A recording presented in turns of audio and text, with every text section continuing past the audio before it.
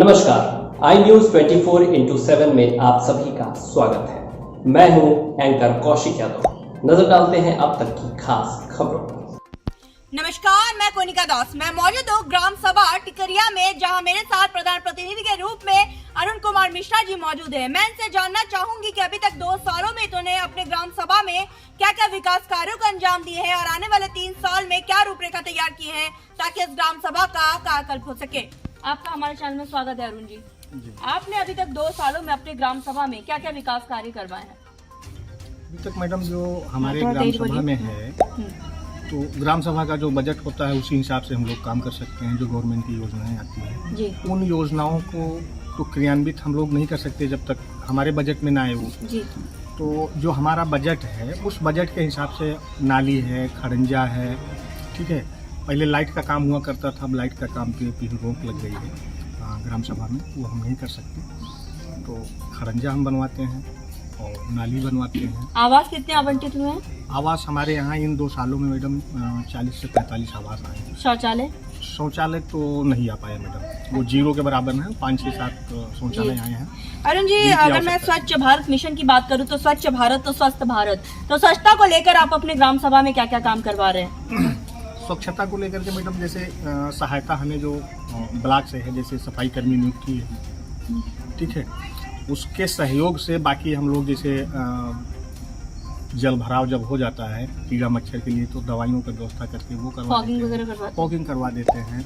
चूना उने का छिड़काव करवा दिया जाता है। ओडीएफ प्लस आपकी ग्राम सभा हो चुकी है? जी।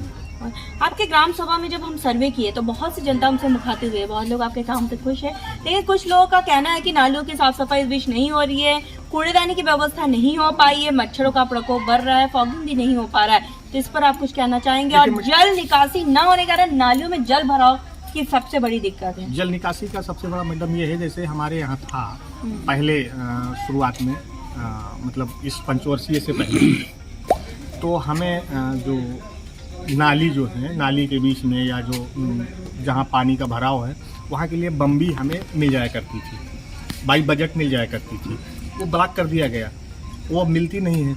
तो जल भराव के लिए तो पानी अगर भरा है तो वो बम्बी के द्वारा ही निकलेगा और तो उसका कोई रास्ता है नहीं। फिलहाल उसकी व्यवस्था हम लोग देखते हैं, कहीं ना कहीं से करते रहते हैं, लेकिन ये दिक्कत है, सामने दिक्कत है और इस पर आप जरूर काम करेंगे आने वाले टाइम में। जी, आने वाले टाइम में तो सोचा गया है, उसके लिए प्रयास किया जा रहा है। अब देखिए, स्वास्थ्य की बात करूं तो हमारे उप मुख्यमंत्री ब्रिजेश पाठक जी स्वास्थ्य मंत्री भी हैं और स्वास्थ्य के प्रति काफी जागरूक है। तो आप अपने ग्राम सभा में स्वास्थ्य को किस स्तर पर आगे ले आना चाहते हैं?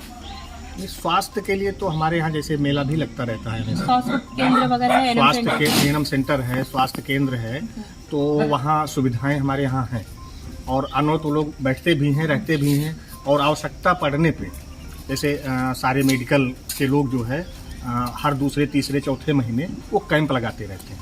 तो सरकार की एक मंशा आई हुई है कि हर घर में हर रोज 10 आयुष्मान कार्ड वगैरह बने, इस पर काम चल रहा है आपका?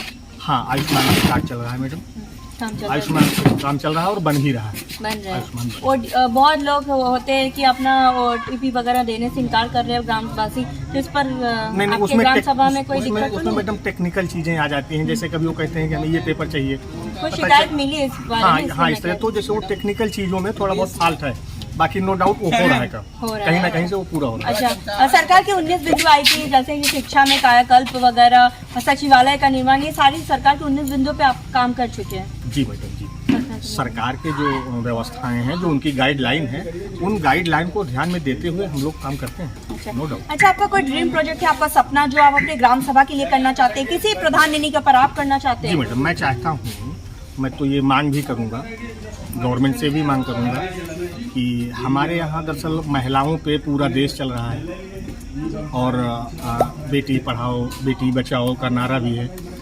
हमारे यशस्वी प्रधानमंत्री महोदय जी का। तो हम ये चाहेंगे कि जैसे हमारे यहाँ दूर दराज में, आसपास के जिलों में भी कहीं कोई व्यवस्था नहीं है, तो हम ये चाहेंगे कि जैसे मिनी स्टेडियम अगर बना दिया जाए, एक व्यवस्था कर दी जाए, तो हमारे यहाँ के जो बच्चे हैं जो बाहर जाते हैं, पता चला वो लखनऊ नहीं जा सकते, इलाहाबाद नहीं जा सकते, बनारस नहीं जा सकते, मेधावी छात्र जो हैं वो उसमें एक अच्छी व्यवस्था करके अपना ला सकते हैं। एक स्टेडियम चाहते हैं यहाँ पे। अच्छा, अब यहाँ बारात घर और शमशान घाट की व्यवस्था है? नहीं मैडम, नहीं है। ये दोनों पे लिखित आवेदन किया हुआ है आपने? मैंने जो है एक अपने स्तर से शमशान घाट की व्यवस्था मैंने छोटे स्तर पे, वो भी बजट के बाहर अपनी व्यवस्था से मैंने कराई है। पता चला। और वो तैयार खड़ा है सेट, लेकिन वो उस रूप में नहीं है। चल नहीं रहा है। हाँ, चल नहीं रहा है, क्योंकि वो रूप उसको दिया नहीं जा सका, क्योंकि अब भाई हम लोगों का कमाई का जरिया क्या है, वही खेती बाड़ी है। तो उससे जो कुछ भी हो सका वो मैंने अपने समाज के लिए। लेकिन आपको ये आवेदन को आपकी प्रतिलिपि आवेदन किया हुआ है आपने लिखित में? हाँ, लिखित में किया गया है मैडम। प्रतिलिपि है ना? हाँ, प्रतिलिपि रखी है मैडम। अच्छा, कोटेदार आपके कैसे हैं? कोटेदार ठीक है हमारे। लेखपाल कैसे हैं? लेखपाल ठीक है। क्या नाम है कोटेदार का? कोटेदार हमारे एक राजेश पांडे जी हैं। अच्छा, राजेश पांडे जी अच्छे हैं। जी जी। लेखपाल जी का नाम क्या है? लेखपाल हमारे यहाँ किरण है, अच्छा, वो भी मैडम है, और इस समय तो वो छुट्टी पे चल रही हैं। अच्छा, कोई बात नहीं है। सरकार से आप और क्या मदद चाहते हैं? स्टेडियम तो है ही, और सरकार से तो अब हम यही चाहते हैं कि हम लोगों का बजट जो है वो बहाल किया जाए, वो आए। जैसे बजट की बड़ी प्रॉब्लम चल रही है इस समय, आ नहीं रहा है। जो बजट थोड़ा बहुत आता भी है वो कर्मचारियों के वेतन भत्ते में ही चला जा रहा है। तो थोड़ी सी बजट पे प्रॉब्लम, थोड़ा बजट पे थोड़ा सा ध्यान दिया जाए तो काम का विकास हो पाए। काम का विकास ग्राम सभा का बहुत अच्छा होगा, ताकि इस ग्राम सभा को नंबर 1 ग्राम सभा बनाया जाए। जैसा कि इन्होंने साफ तौर पे कहा कि इनका ड्रीम प्रोजेक्ट है कि इस ग्राम सभा में ये स्टेडियम चाहते हैं। और जब हम ग्राम सभा में सर्वे किए थे तो बहुत सी जनता हमसे मुखातिब हुए थे, जिनका कहना था कि नालियों की साफ सफाई नहीं हो पा रही है, कूड़ेदानी की व्यवस्था नहीं हो पाई है, जल निकासी न होने के कारण जल भराव रह रहा है, जिससे मच्छरों का प्रकोप है।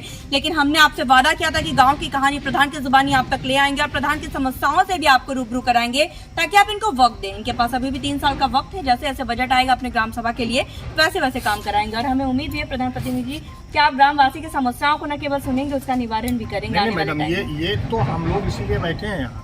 और ये आप अपनी जानकारी के लिए अगर आप चाहें तो पूरा सर्वे कर लीजिए कि आधी रात हम लोग अपनी स्वयं व्यवस्था के साथ, ये पता चला ग्राम सभा में आप देख लीजिए, आप गाड़ियाँ खड़ी हैं आधी रात, किसी प्रकार की आवश्यकता है, शादी ब्याह, मतलब कोई भी चीज़ ऐसी है, हम लोग आधी रात अनवरत तैयार हैं उनके लिए और खड़े रहेंगे। हमारा भी विश्वास है जी मैडम। अब देखने वाली बात ये होगी कि इस ग्राम सभा को हम एक आदर्श ग्राम सभा के रूप में नापते हैं। यानी वीडियो जनरेशन के साथ मैं कोनिका दास, आई न्यूज़ उत्तर प्रदेश, लखनऊ। खबरों का सिलसिला यूं ही जारी रहेगा। आप बने रहिए आई न्यूज़ के साथ, हर खबर पर पहली नजर। आप हमारे चैनल को लाइक करें, सब्सक्राइब करें और शेयर करना ना भूलें।